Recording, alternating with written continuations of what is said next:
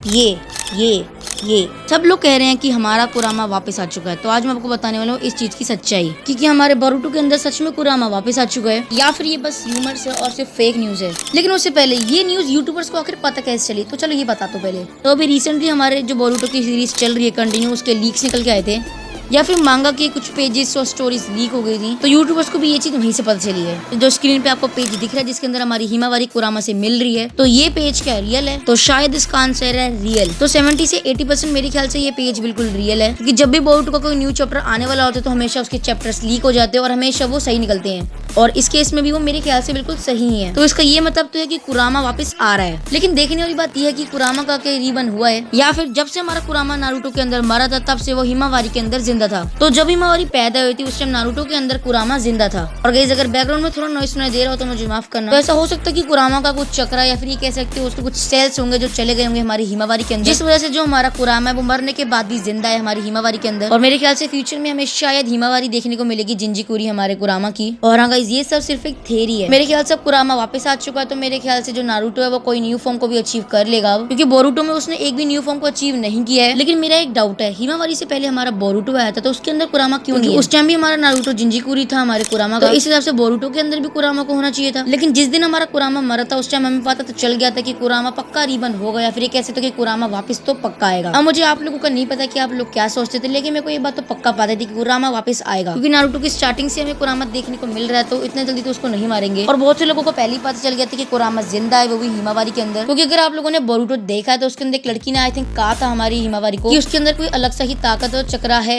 मुझे उस कैरेक्टर का नेम याद नहीं आ रहा कि वो लड़का था या लड़की, लेकिन हाँ किसी ने कहा था। मेरे ख्याल से वो कोई ओत्सुसुकी कैरेक्टर था, और अगर कोई ओत्सुसुकी कह रहा तो झूठ तो बिल्कुल भी नहीं कहेगा। लेकिन स्टार्टिंग में बहुत से लोगों को लग रहा था कि हिमावारी के अंदर वन टेल है, क्योंकि हमारे नारुतो ने हिमावारी को गिफ्ट की थी वो वन टेल। आज की वीडियो यहीं पे खत्म करते हैं। मैं मिलूंगा किसी और वीडियो में, लेकिन तब तक के लिए बाय गाइस।